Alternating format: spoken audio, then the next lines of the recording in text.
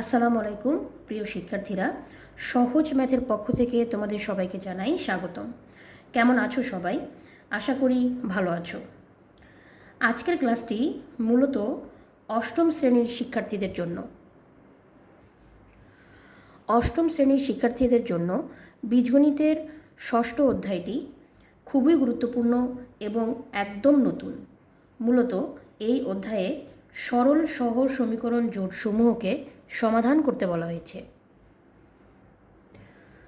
6.1-এ যে ম্যাথগুলো আছে এই ম্যাথগুলোকে দুইটি পদ্ধতিতে সমাধান করতে বলা হয়েছে। পদ্ধতি দুটি হলো, একটি প্রতিস্থাপন পদ্ধতি এবং অপরটি অপনয়ন পদ্ধতি। প্রতিস্থাপন পদ্ধতিতে মোটমাট এখানে 12টি ম্যাথ আছে। এই 12টি ম্যাথের প্রত্যেকটি আমাদের প্রতিস্থাপন পদ্ধতিতেই সমাধান করতে হবে।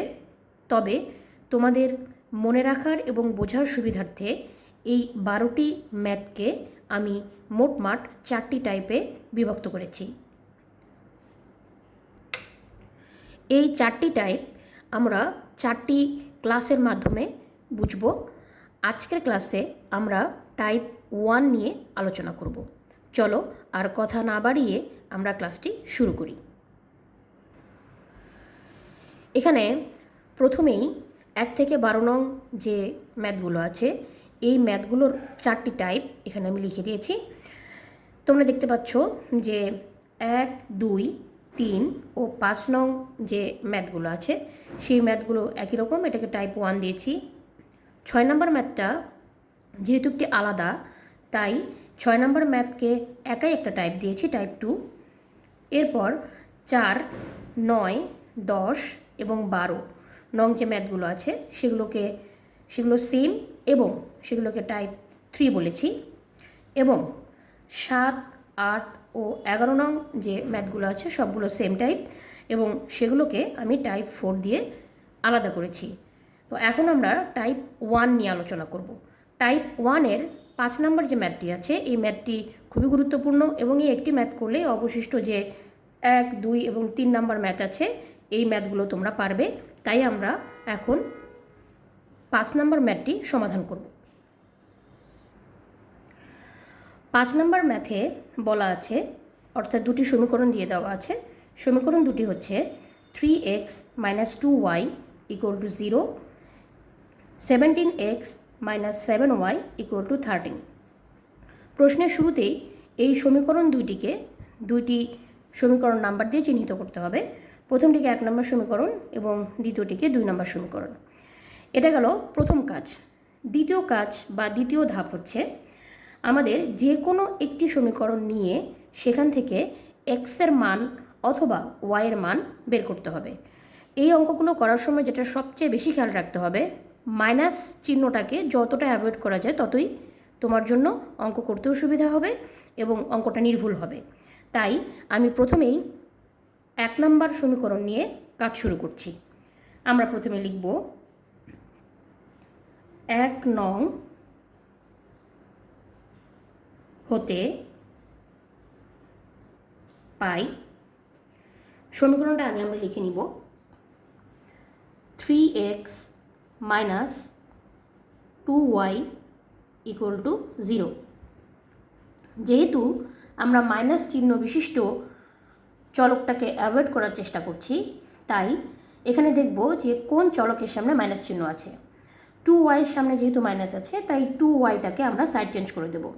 3x-টাকে রেখে আমরা 2y-টাকে সাইড চেঞ্জ করলে -2y সাইড চেঞ্জ করলে হয়ে যাবে +2y। এরপর আমরা x-টাকে ফ্রি করব। x-টাকে ফ্রি করার জন্য x-এর সাথে কোনো সহগ বা কোনো সংখ্যা যোগ, বিয়োগ অথবা গুণ আকারে আছে কিনা সেটা দেখতে হবে।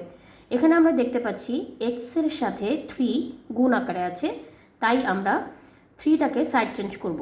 আমরা জানি সমীকরণের নিয়ম অনুসারে কোনো সংখ্যা যদি কোনো চলকের সাথে গুণ আকারে থাকে সেটাকে সাইড চেঞ্জ করলে সে ওই সংখ্যাটা বা সহগটা ভাগ হয়ে যায়। তাহলে আমরা এখানে লিখব x = 2y/3। এই এখন যে আমরা যে x-এর একটি মান পেলাম, যদি এটা নির্দিষ্ট কোনো মান না, এটা চলক বিশিষ্ট মান, y চলক বিশিষ্ট মান, তাই এটাকে আমরা সমীকরণ নাম্বার 3 দিয়ে চিহ্নিত করব। এখন এক্স এর মানটি আমরা 2 নং সমীকরণে বসাবো, কারণ অলরেডি আমরা 1 নং সমীকরণ ব্যবহার করেই 3 নং সমীকরণটি পেয়েছি। আমাদেরকে লিখতে হবে এক্স এর মান 2 নং এ বসাই। তারপর 2 নং সমীকরণটি আমাদের অঙ্ক করার সুবিধার্থে উঠিয়ে নিতে হবে। 17x minus 7y equal to 13। তারপরে এক্সের পরিবর্তে এক্সের মানটা আমরা বসিয়ে দেব যে মানটা আমরা 3 নং সমীকরণে পেয়েছি। আমরা লিখব 17 into 2y by 3 minus 7y equal to 13। দেখতে হবে যে এখানে আমরা এক্সের মান বসানোর পর এক্সের যে সহগটা ছিল 2 নং সমীকরণে তার সাথে হরে বা লবে কোথাও কোনো কাটাকাটি যায় কিনা। যদি কাটাকাটি যায় তো ভালো, কাটাকাটি করব, আর যদি না যায় তাহলে লবের সাথে এখানে যে সহগটা আছে সেটা গুণ করে দেব। লবে আমার 2 আছে, তাই 2 এর সাথে আমরা 17 গুণ করলে 17 দুগুণা হয় 34, অর্থাৎ 34y by 3 minus 7y equal to 13। এখন যেহেতু আমরা দুটো পদেই y পেয়ে গেছি, তাই এই দুটো পদের মধ্যে আমাদের লসাগু করতে হবে। আমরা জানি লসাগু হবে হচ্ছে 3।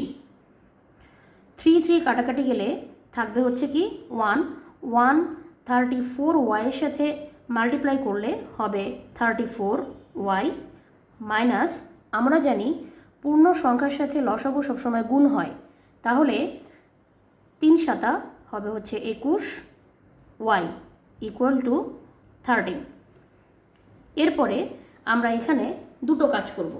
কাজ দুটো হচ্ছে যে হরের যে 3 আছে এই 3টাকে সাইড চেঞ্জ করব, যার ফলে 13 এর সাথে 3 মাল্টিপ্লাই হয়ে যাবে। সাথে সাথে লবে আছে 34y মাইনাস 21y, এখানে 34y থেকে 21y আমরা মাইনাস করে দেব। 34y থেকে 21y মাইনাস করলে হবে 13y বাই 3 ইকুয়াল টু 13। এরপর 3কে আমরা সাইড চেঞ্জ করে দেব। 3কে সাইড চেঞ্জ করলে হবে 13y, 3 এবং 13 মাল্টিপ্লাই করলে হবে 3 13 39 39। যেহেতু আমরা y এর মান বের করব, তাই y এর সাথে যে সহগটি আছে সেটাকে সাইড চেঞ্জ করতে হবে। এটা 3 নং সমীকরণ বের করার সময় যেমন আমরা x এর সাথে যে 3 আছে 3কে যেমন সাইড চেঞ্জ করেছি ঠিক সেরকম। তাহলে y এর সাথে যে 13 আছে 13কে সাইড চেঞ্জ করলে, যেহেতু 13 y এর সাথে মাল্টিপ্লাই আকারে আছে, তাই এটাকে আমরা সাইড চেঞ্জ করলে 39 এর সাথে এটা ভাগ আকারে থাকবে।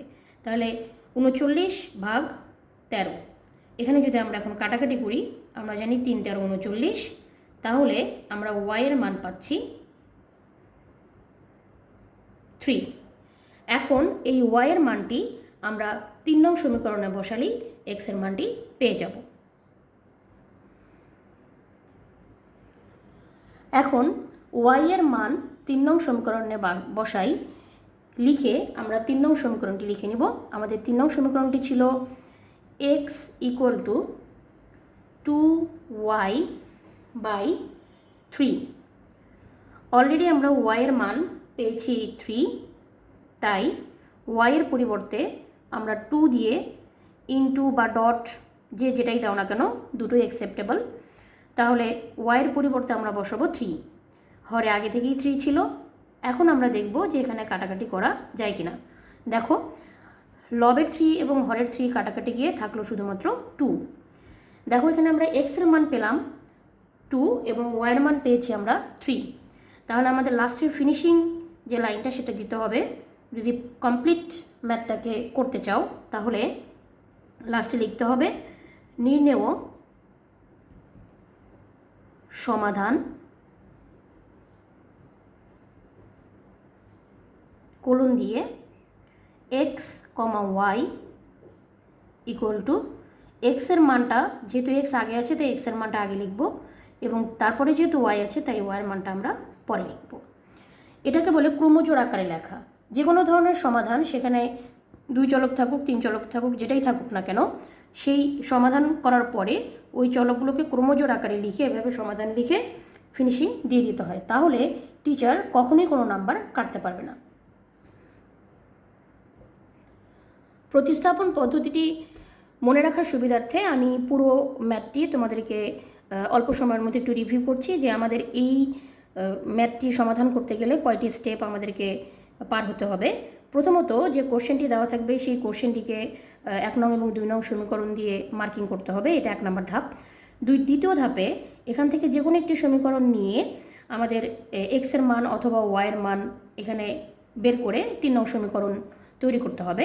3 নং সমীকরণের যে এক্সের মানটি আছে সেটা 2 নং সমীকরণে বসিয়ে, যদি 1 নং সমীকরণ থেকে 3 নং সমীকরণ বের করি তাহলে 2 নংয়ে বসাতে হবে, আর 2 নং সমীকরণ ব্যবহার করলে 1 নংয়ে বসাতে হবে। এভাবে এক্সের মান 2 নংয়ে বসিয়ে আমরা সমাধান করে এখান থেকে ওয়াইয়ের মানটি বের করে নিয়েছি। এরপর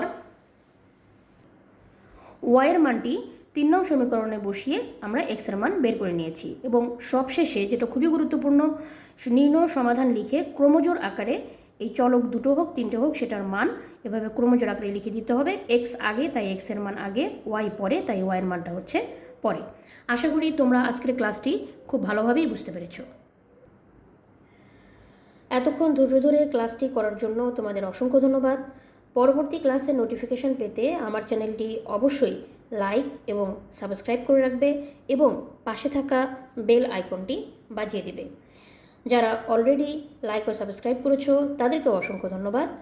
আজকের ক্লাসের হ্যান্ড নোট শিটসমূহ পেতে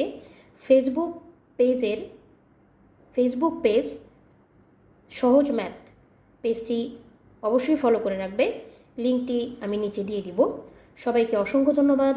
কথা হবে আগামী ক্লাসে। আল্লাহ হাফেজ।